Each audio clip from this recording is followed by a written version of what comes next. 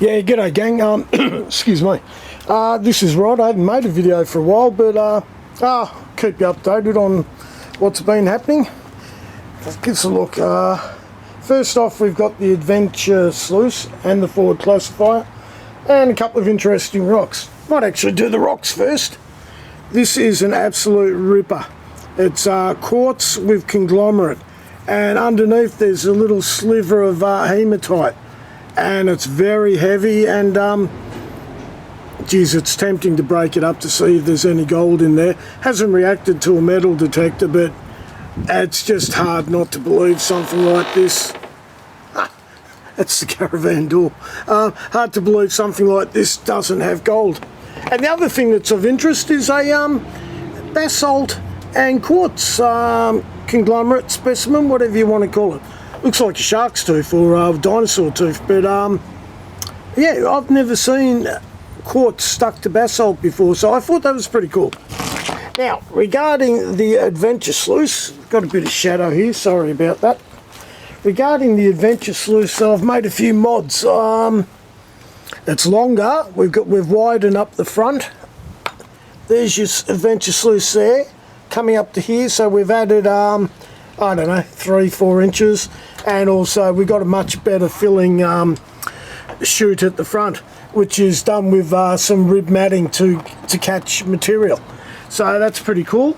And also with this guy here, the Forward Classifier, which I'll get to in a minute, I decided to go from what was the riffles and the miner's moss to a profiled mat. And you see these on eBay and that, they've got the different heights on the riffles.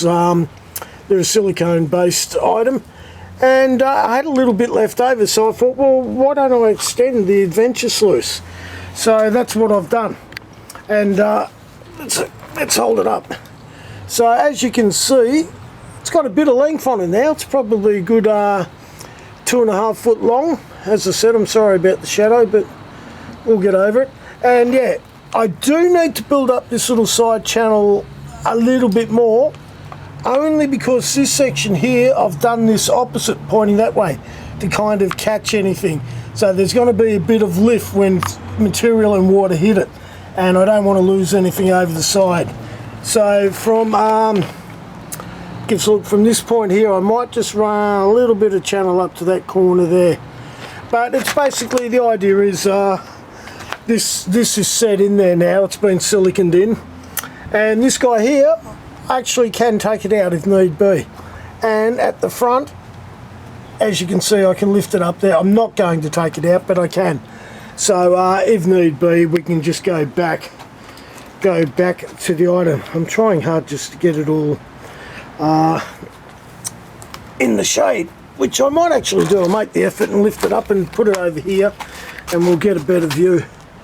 So we'll go along here, and yeah, much bigger chute here, and this will slow things down a little bit, so when they get to here, they'll slow down again, and anything that's lost will come here, and then we've got like a catch-all near the back, and you'll see these open up wider than these. So it's not a bad little system. It's not huge. It's got a little bit of weight to it, to my surprise.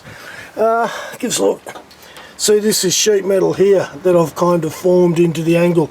It was off another item. That's hard plastic with wood grain in it. It's really cool. And yeah, this filling chute front section was actually off another little homemade item, but it this sat in there pretty close to it, so I figured, yeah, what the heck, let's go with it. So there's your Adventure Sluice with mods.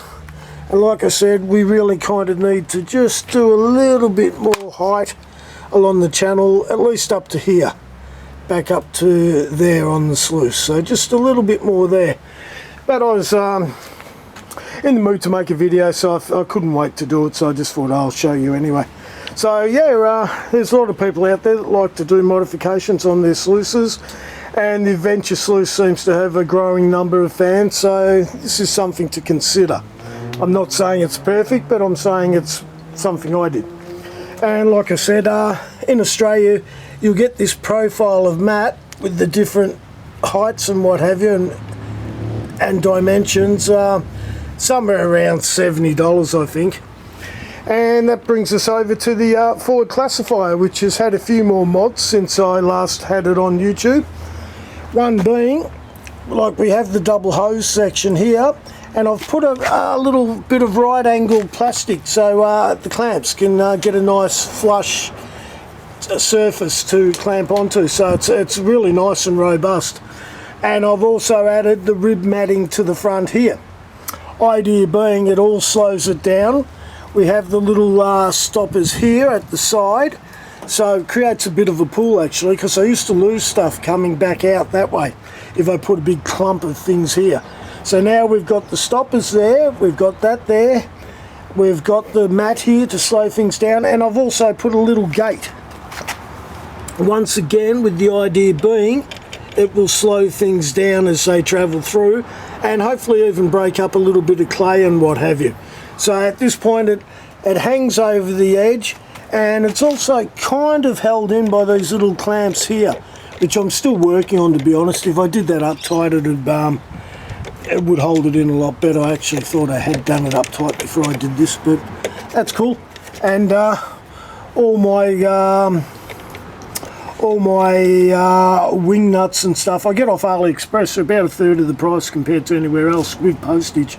So, and I've also added another section to here, and if we lift up the back, you can see the profile of the matting that I've purchased. So, and it was lifting a little bit at the back here, so I put a cross member in, and that's actually the body off a ballpoint pen, just to hold it down. I don't know, because it's silicone, it's not hard, I guess, and it might have a little bit of memory forcing it to come up or do something, but we had to deal with it. It was giving me the willies, so I decided to put a little cross member in to keep this bit down and flush. But as per usual, this guy's not too bad to get in and out. Hopefully we're getting this. Hard to do. There we go, and she's in. So like I said, and this little gate here, if I do some slots in these guys here, just under the hole, it'll slide over the bar coming across here. So we can, that's a little bit more modification, but as I said, the idea is this will slow down the material that is in there, also in conjunction with the rib matting. Then it comes over to here, drops down through to the mat, and then out the back, and I figure by that time any gold that wants to get caught will be caught. So yeah, but like I said, the addition of this plastic over the two hose outlet really is a nice flush, even mounting point for the hose. And the hose I've mentioned before is just a sullage pipe off a caravan, and I'd have been marked down dirt cheap. It was 25 bucks, and I think I ended up getting it for 10 or 11 at one stage. So it's pretty cool. And like I said, my favourite rock. And although I'd love to break it up and see what's in it, it's just a cool item, and sometimes you don't have to break everything up. It's nice just to keep it and look at it and kind of wonder. So there we go, folks. The Adventure Sluice, modified, longer. A little bit more needed just along that section there. Not much. It's just a channel. I'll put two little bolts in and do it the same height as that bit there, up to there, drop it down, and that'll be finished. So that's cool. I'm looking forward to using that. It's now autumn in Melbourne, Australia, and we had rain last night, so within 8 weeks I think there'll be water in the creeks and they'll be running. The rock stays as is. Like I said, this stuff is pretty cool. Interested if anyone's using it. If they want to leave a comment under the video and tell me what they think of it all, that'd be good. But I think it's a good match-up for this guy here, which is a VEVOR, V-E-V-O-R, 7-inch sluice. So yeah, it's a bit of a weird size, but it's kind of nice and compact to go in my van, because when I go away for a few days to make the cost of petrol and all that rubbish worthwhile, and just for the experience, get away as long as you can, I guess. So it's nice to have something that's kind of small and compact, and take the legs off. It breaks down and doesn't take up much space. And we can run it with either a little 31cc petrol pump that I've got, or I've also got a 1100 gallon bilge pump by Seaflow. If we come in here, we just get a very quick look. Little 31cc water transfer pump. Wasn't a fortune, about $220 I think on eBay in Australia. That was with postage, so it's pretty cool. I've started up, it's got a good flow. So there you go, guys. As I said, it's been a little while. Oh yeah, and I bought a trolley. I was going to make a little trolley to take all the gear down to the creek. Excuse me. I'm just getting over a bit of a flu bug. Haven't had COVID yet, and I actually had my 5th vaccination the other day. I was walking past the chemist and they're there for free, so I thought, well, what the heck. So if I do get it, maybe that keeps me up to date and it goes away quickly.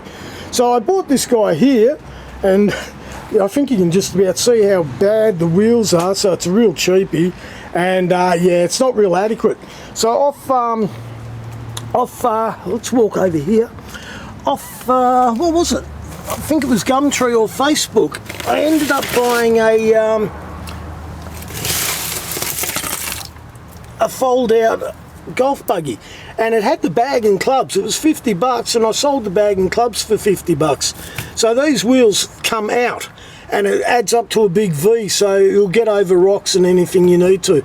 So this is possibly the next project, and that will be used to cart all the stuff down to the creek. Because the problem with me is I've got a van, and not being four-wheel drive, I sometimes have to walk a couple hundred metres to get to where I've got to go. And I did buy some wetsuit booties off AliExpress to keep my feet warm in the cold creeks. And what I've discovered is I've been walking down to the creek and I've worn out the booties. So I also have to change that little part of the routine as well. I'll wear socks and gumboots down to the creek. Then we'll put the booties on and we'll keep them good. But I bought another pair for $14 off AliExpress, so I've got spares. So there we go, folks. I hope all your prospecting is going well, and you're getting gold. What more can I say? Okay, hooroo, cheers.